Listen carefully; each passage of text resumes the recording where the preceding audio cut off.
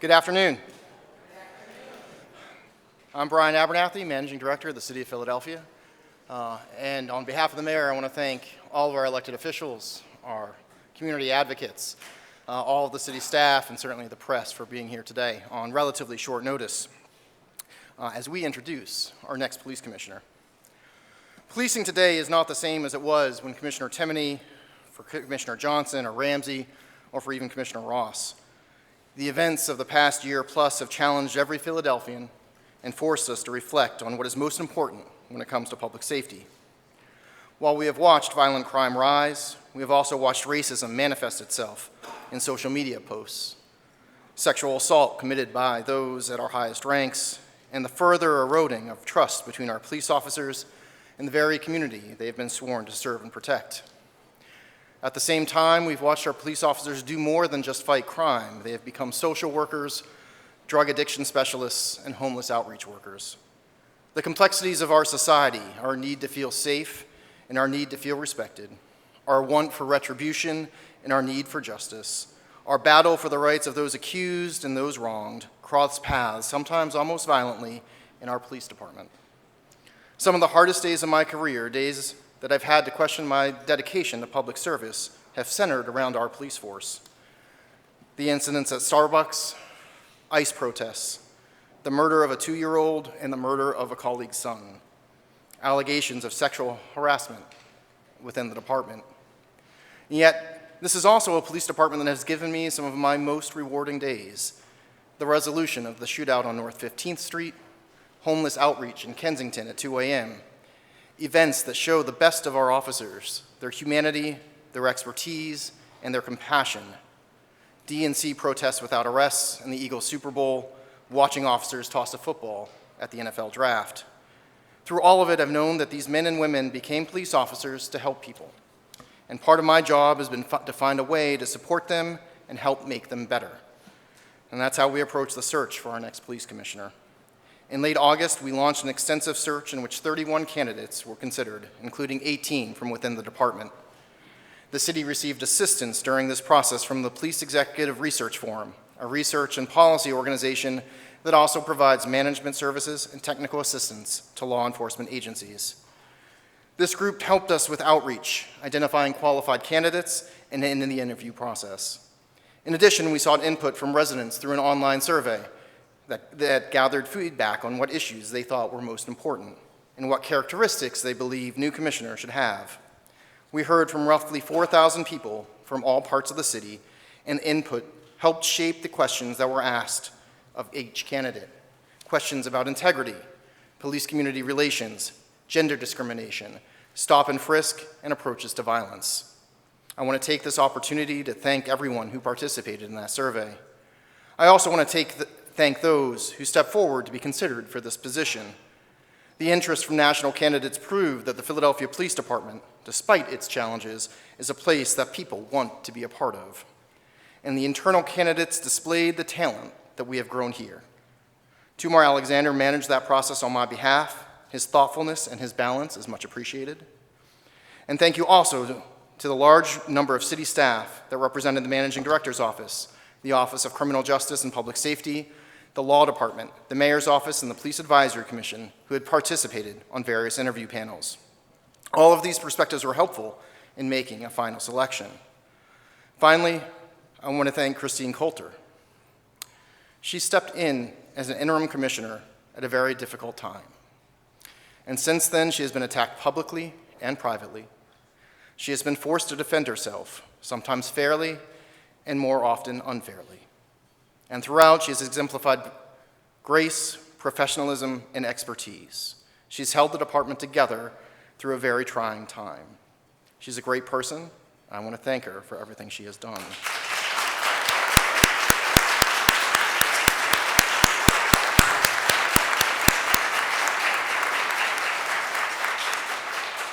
And with that, it is my pleasure to introduce Mayor Jim Kenney, who will introduce our next commissioner. Well, thank you, Brian, and good afternoon, everyone, and thank you for being here on relatively short notice.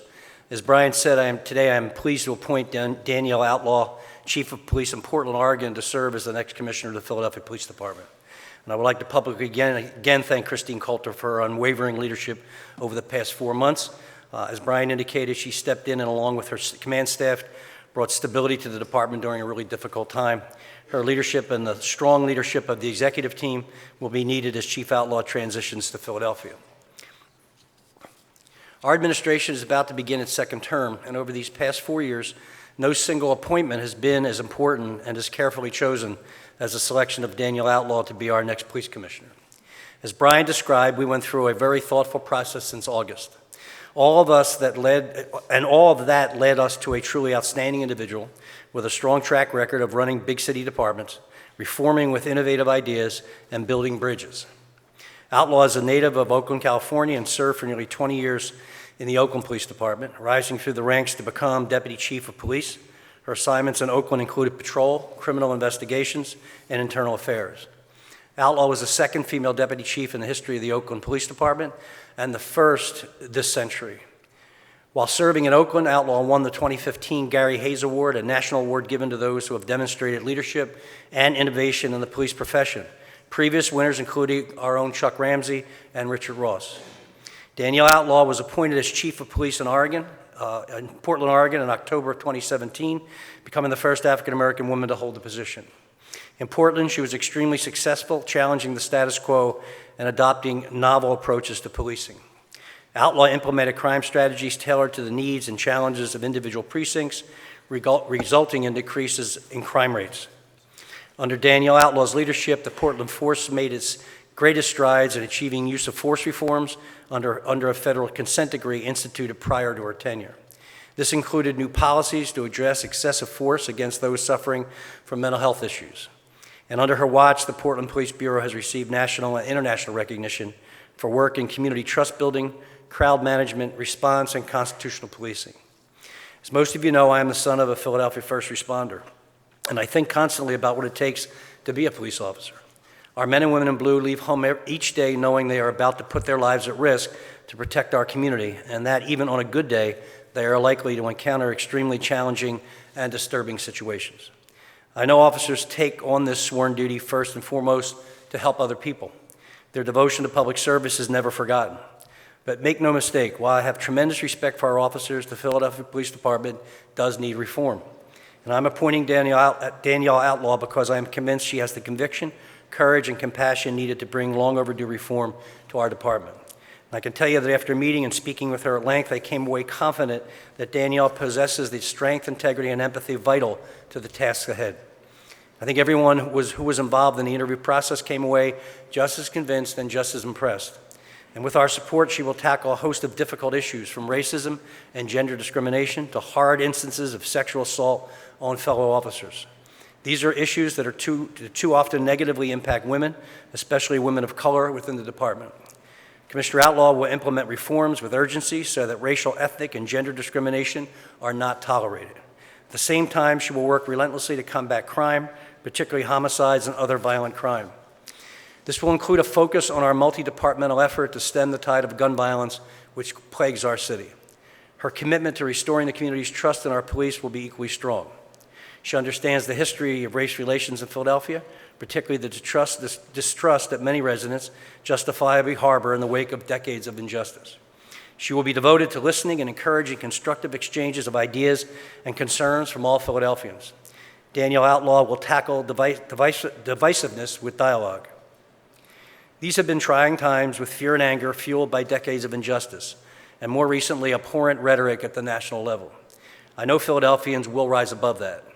Whether you are a longtime resident worried about crime on your block, an African-American man who fears being unlawfully stopped for a broken taillight, or a patrol officer who feels unappreciated by those they serve, I ask for your help. Set aside your preconceptions and your anger, and join me in supporting our new commissioner as she leads the department through the tremendous challenges that are ahead. As we approach the new decade, I'm optimistic that these reforms will usher in a new and better era for our city. And with that, I'm pleased to present our new police commissioner, Danielle Outlaw.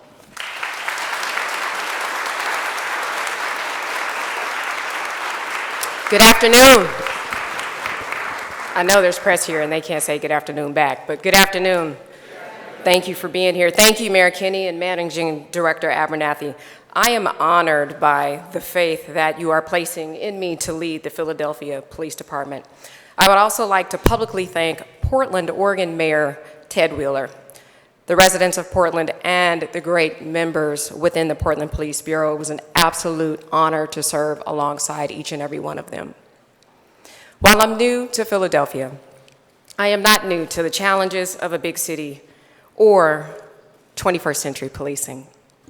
I encountered and dealt with the issues of employee health and wellness, equity, contemporary training, crime, fair and just prosecution, community trust, homelessness, substance abuse, police accountability, and innovation and technology, just to name a few, as I worked various assignments and rose through the ranks in Oakland, California.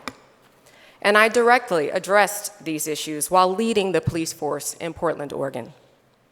Modern policing is data-driven, but the paramount factor is not so easily quantified, and that's trust. The trust residents have that their police force will keep them safe and treat them with dignity and respect.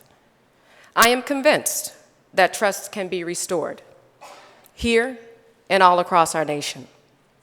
I am convinced that community policing or community police relations can be rebuilt and fortified through dialogue, transparency, and accountability. That was true in Oakland and in Portland, and I know it to be true here in Philadelphia. It will be an absolute privilege to serve as Philadelphia Police Commissioner and to serve each and every one of you who live and work in this beautiful city.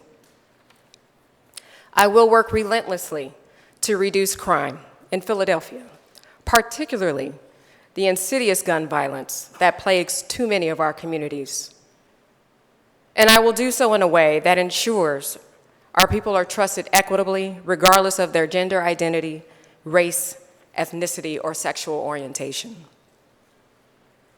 I will ensure that the values embodied in the badges and uniforms of the Philadelphia Police Department are those same values embodied in the diverse communities of Philadelphia.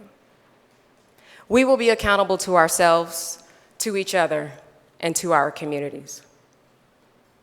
But to be clear, I cannot do this alone. No single commissioner, no single mayor, no single commander, no activist, nor elected official can lead such change alone. I ask each of you for more than your support. I ask for your help, your thoughts, your wisdom, and your ideas.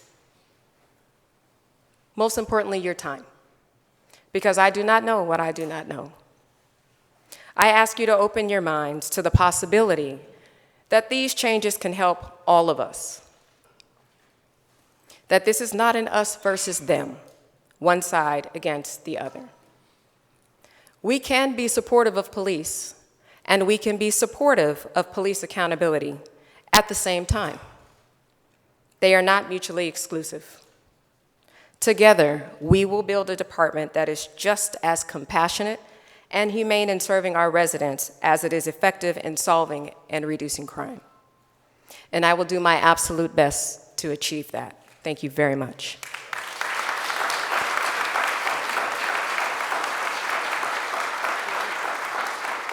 Before we open it up for questions, I'd like to ask the Council President to say a few words.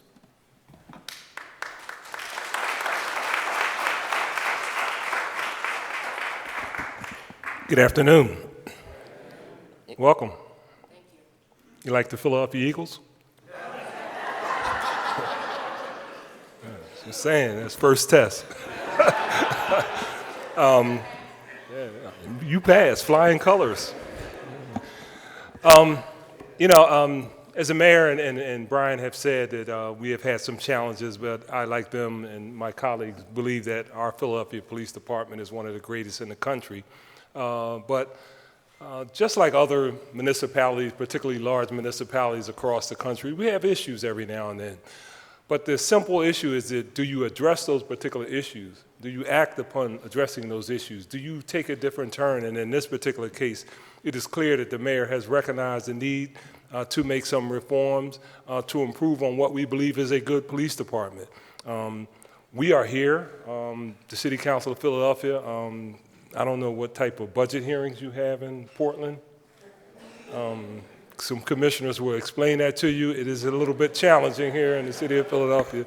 Not only do you have to respond to the council members, but the people, the constituents actually get to sit like right behind you. And they have signs and all that stuff, you know, so you will get a test on that. But we're going to be there. So I just want to say, Mayor, Brian, and all the members and the people of the interview team, I want to thank them so much. Council, we're committed. We're going to be there, support you, give you the resources, and we will give you an opportunity to go through our districts and talk to people that we think may provide some assistance to you. So thank you so much, and congratulations and welcome. Thank you.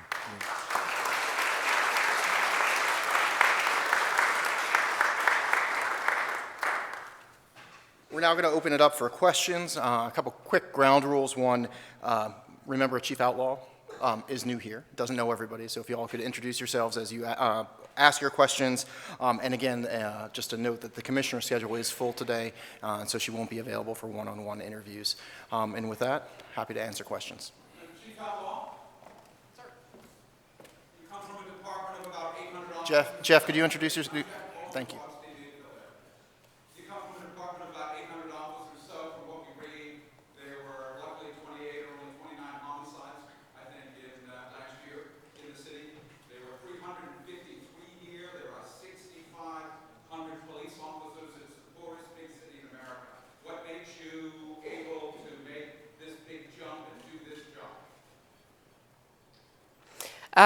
So there were actually more officers than that in Portland, but as I stated in my comments before, major city policing is major city policing regardless of where you are in the country. The issues are all the same.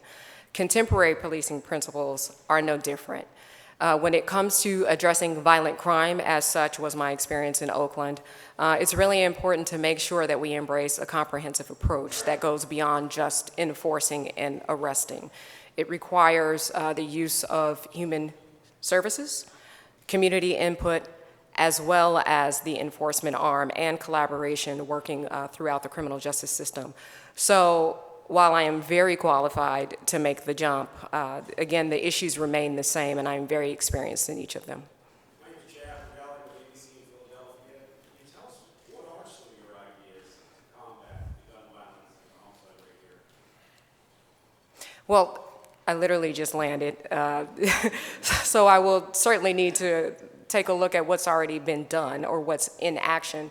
But I am very supportive of the model that is being looked at now. Again, it's been very impactful in other major cities across the country, and that does include utilization of partnership outside of the police department, the use of evidence-based data, making sure that we are spearfishing and we're not casting a wide net, because we know it's a very small percentage of our population that's responsible for the larger percentage of crime, and then making sure that there's follow-up throughout the system when we identify who those individuals are. So it's a lot bigger than just one simple answer today, but there are a lot of models out there that have proved very impactful, and there are some things in play here that I think that we can put together. Some of your most important replacements will be deputy commissioners. How many do you plan on putting in place, and what sort of input do you get to make those assignments? I think input is very important. I'm not prepared to answer that in its entirety at this moment, but input is very important. As I said, I don't know what I don't know, but I've also been doing this long enough to know that I know what I know when I see it. So there will be some time before those appointments are made, but at the same time, I still have to take a look around and get to know some people. Yes, there is an here in Philadelphia. Some community groups say that they are looking forward to working with you. They want to see how you will open up the lines of communication with them to help get the message out to people that they do serve. And they're also asking for you to end the policy of stop and frisk. How would you respond to those? To which part? So how are you looking at communication with groups, and where do you stand on I think communication is important, and I have found that, well, let me back up. Given that we have technology today, information gets put out immediately. And generally, because we run 24/7, something had happened at 3 o'clock in the morning, and it's either live streamed or it's put out on social media 1 minute later. And we find ourselves as police departments on the defense all the time.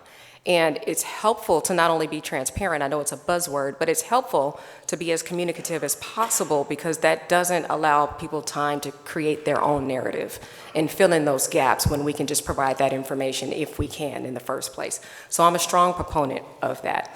The other piece about stop and frisk, I know this was discussed prior to my arrival here. I believe in making sure that not only the way we police is constitutional, but also making sure that when we have a connection, if we have a legal reason to detain, that there's a criminal nexus. So I think there is a need to make sure that we maintain the law enforcement tools that we have that are legal, but at the same time, we have to make sure that we don't over-police and use the tools that we have in an unequitable way. Chris? Chris?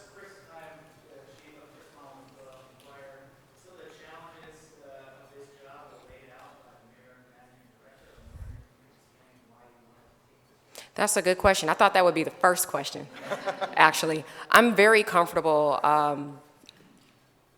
in the legacy that I leave behind in Portland. We got a lot accomplished in a very short period of time.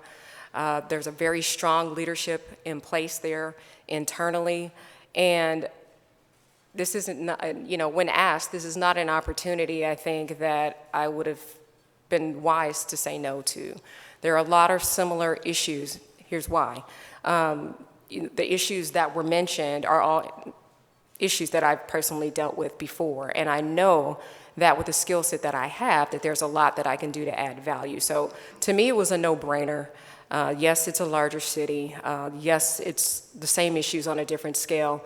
But I already know that there's some really strong people that are working within the police department that can help move us forward to where we need to be. Max?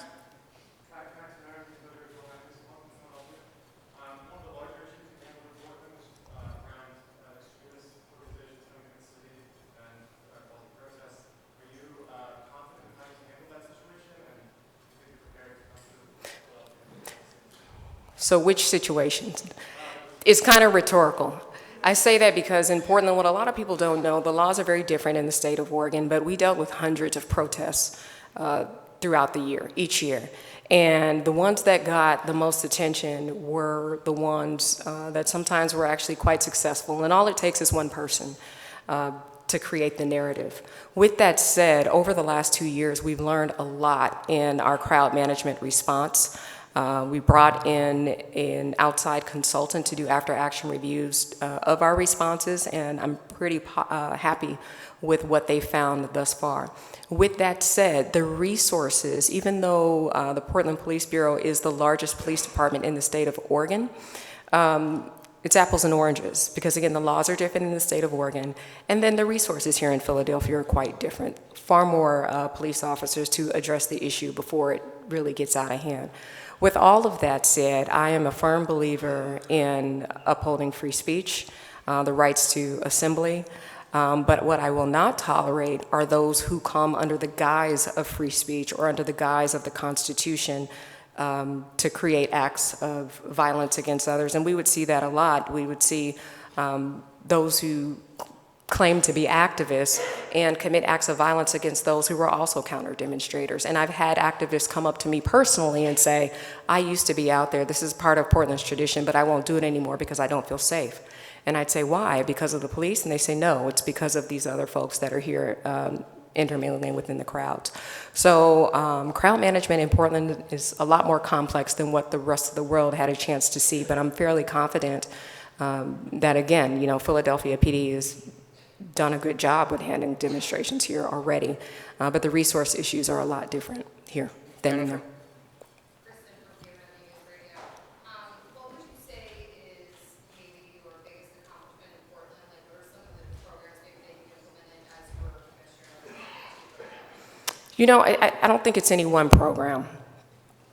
If you take a moment to look up, so the police department was under, and still is, under a settlement agreement long before, and a settlement agreement is like a federal consent decree with several tasks within the settlement agreement that call for reform, all centering around measures around accountability to include use of force, discipline, training, all those sorts of things. In the 2 short years that I've been there, we got the initial checkoff by the monitors saying that we were in substantial compliance after the department had been under this agreement for several years. I think that's a huge deal. But even most important, I saw on August 14th a group of community members come together in a coalition that had never been together before. Traditionally, a lot of community groups worked in silos, but they all came together at myself and the mayor's request in one unified message to say they were against hate, they were against criminal violence and behavior in the community. We held a press conference on that day, and they all stood behind us. That what I would say is my most proud moment in Portland, and that was bridging gaps and bringing people together that otherwise would not have sat at the table before. Sean? My name is Sean Walsh. I'm with the Inquirer as well. My question was for the mayor, actually. Thank you. Mayor,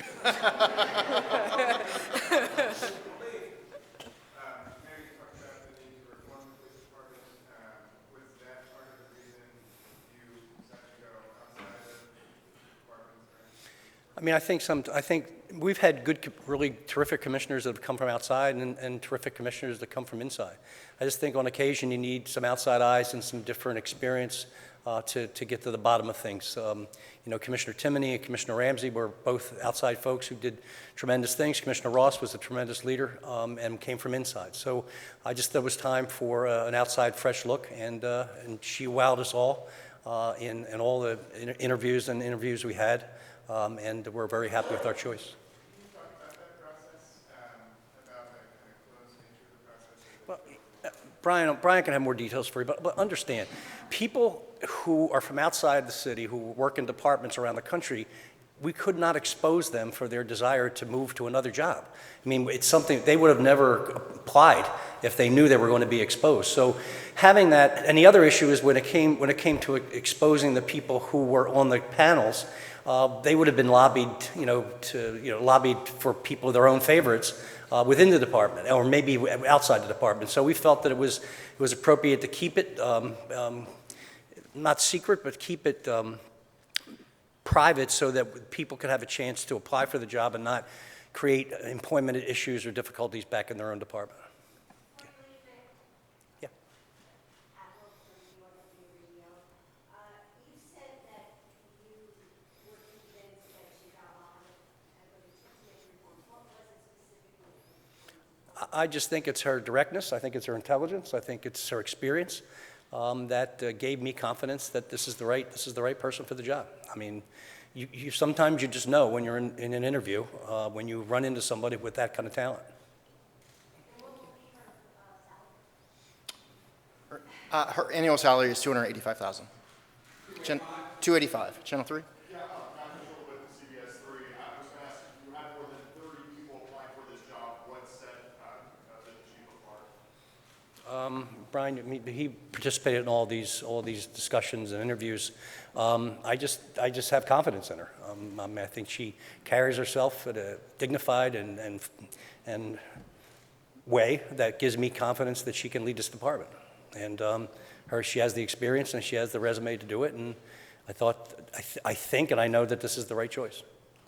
I'd just like to add to what the mayor said. You know, throughout this process, we asked difficult questions. A lot of the same questions you asked her to hear today, we asked in that interview process, just like we asked all candidates. Her directness, her simplicity in her answer, and her forthrightness in what she both learned and what she could bring to the department is really what set her apart. We threw her some curveballs, and she hit them all out of the park. I can't wait to work with Chief Outlaw going forward.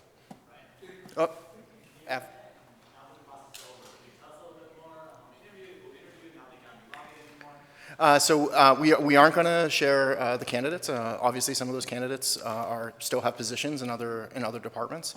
Happy to talk through exactly whether it makes sense to say who was actually on the interview panels. All those departments were represented. There was a screening panel for internal candidates that then recommended internal candidates to essentially a first interview panel. That interview panel would then recommend final candidates to a panel that included the mayor and myself. It was a fairly robust process with significant gender, age, and racial diversity, and feel like it was strong to make sure multiple perspectives were heard. Max? There were 3 candidates in the final round. Ma'am? And Purple Black Vote, Radio1.com is outlawed. We have been flagged in the city of Philadelphia with sexual abuse and misconduct. As a black woman, how do you plan on combating that? Well, first of all, I want to say whether I was a black woman or a white male or whatever it is, I think it's important to be very clear about what expectations are. Again, what's tolerated and what will not be tolerated. Whether it's sexual harassment, sexual abuse, just gender discrimination, whatever it is, it's not tolerated. And there has to be clear policy, there has to be follow-up, there has to be consistency and accountability around those issues. Jeff? That'll give you 3 questions. We've had a spate of children shot in the city of Philadelphia. I think the reporting in the Inquirer is more than 100. Some have been killed inside their own homes. One, how would you protect children in the city of Philadelphia from gunplay? Secondly, we understand you had an hour-long conversation this morning with the head of the FOP. Can you describe that, and can you tell us whether he asked you whether some of these cops removed for Facebook posts that are inappropriate should be allowed back on the force? Well, going back to the second question first, yes, we did meet. I thought it was very important to meet before we had a press conference today, and that really was just a very high-level introduction. We didn't go down in the weeds about any of the upcoming issues that we'll be sitting at the table to discuss, but it really was just an introduction. This is my first time in this building, my first time meeting him, and we wanted to make sure we established the groundwork before we rolled up our sleeves and got the dirty work done or the difficult work done. In answer to your first question, I think, like I said, I just got here. So obviously our children are included in our most vulnerable, and we have a responsibility not just as adults to protect them, but as the police department to make sure that our most vulnerable are safe. So I will be working very closely with our team here to make sure that we do what we can to ensure not only our children's safety, but the safety of everyone in the city. Chad? How do you think the street cops and detectives in Portland would describe this? I would say I'm fair. We can agree to disagree. I'm consistent. I'm decisive. But if there's time, I sit down and I'm very collaborative. I'm very open.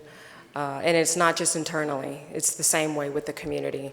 I brought a lot of new ideas and a new way of doing things to Portland, and I was very careful about striking change, sweeping change as soon as I got there. It was small incremental change over time, and I wanted to make sure that they not only knew who I was as a person, but also when it came time to make tough decisions, they understood why. During your time as deputy chief in Oakland, the homicide rate went down several years.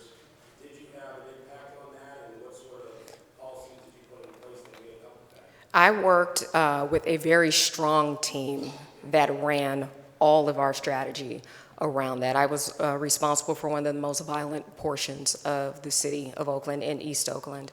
And it's exactly what I mentioned earlier when you talked about the gun violence problem, what we did to implement solutions as it related to that. And when the light bulb clicked on that it was solely beyond enforcement of laws and having to partner with community and making sure that any strategy is driven by community, when that light bulb clicked on for us, that's when we began to see things change. When we were very focused on who we were paying attention to, the needle began to move because we weren't just casting a wide net. We know that there are some really good people that live in some not so good neighborhoods. So there's a lot that goes into that. There's messaging, there's making sure that we get out ahead of time and come up with these strategies with community as opposed to imposing upon the community.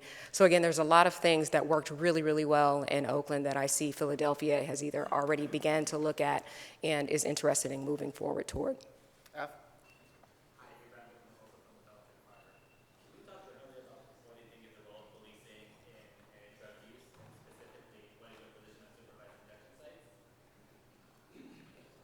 You guys are asking a lot of policy questions today. I just got here.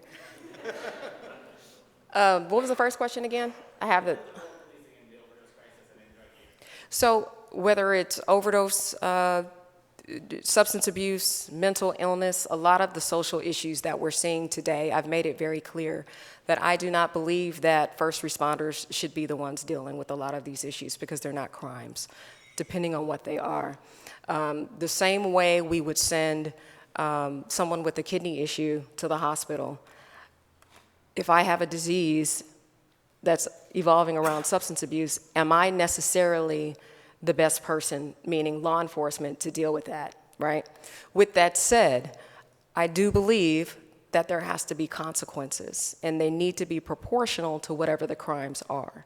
So if I know that someone's walking around with a medical disease, addicted to an opioid of choice or whatever it is, I believe that it's our first thing, our responsibility to make sure to use our seat at the table to advocate on their behalf, whether it's hospitals or clinics or social services or whatever those are. Now, as the behavior continues to evolve and if crimes occur and they become more and more serious, then that's when we need to step in. But we have to be flexible, we have to be willing to adapt, and again, it's not arrest, arrest, arrest. Max? Thank you. I knew it was something. You asked 2 questions. All right. You know, I don't believe that that's something that the police department should spearhead, but I also believe that we have to be open to new ways of addressing issues. So while I don't have a position on them either way, we all know that something has to be done. And we cannot continue to be called for issues that are far outside of the crime enforcement realm. Max?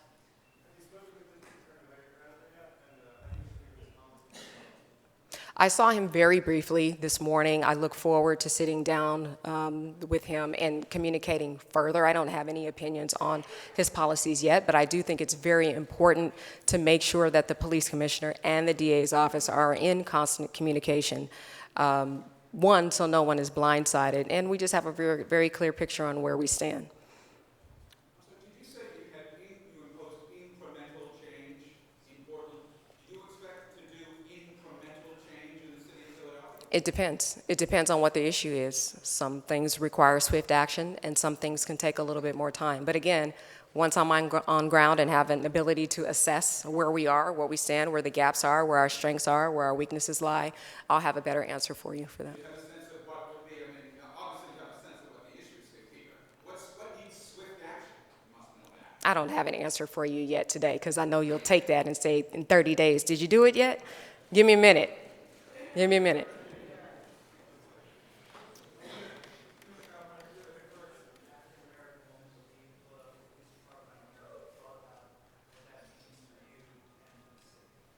You know, I think about it all the time. I was also a first in Portland, and quite frankly, for a long time, it was a distraction. A lot of people said, oh, you got this job because. I've been a black woman all my life, and I chose the career of law enforcement, so I happen to be a police officer who's a black woman. But with that said, I bring a very unique perspective to this role. And I understand, my sons are 21 and 18. I'm saying hi to them out there. Being a mother, I'm a mother first, and I understand the fear that's out there in our communities of the police. I understand the mistrust. I understand also on the other side why we do what we do in law enforcement. I understand how we train. And I think it's important in my role to, whether if I have to be that conduit, I'll be that conduit. But I think it's important for me to explain perspectives on all sides because I'm in those rooms. But I do not take lightly the fact that I am a first here. I understand what I represent. I understand who opened the doors for me. to be in this position, and I understand that it's also my obligation to hold the doors open behind me to ensure that we're not in 2020 still talking about firsts. So while I appreciate the honor, I want to be very clear that I am one of many. There are many, many, many of us in law enforcement that just need an opportunity, and they've been working behind the curtain for a long time, and all they need is an opportunity to have their moment. All right, last question, folks. All right, thank you very much. Thank you.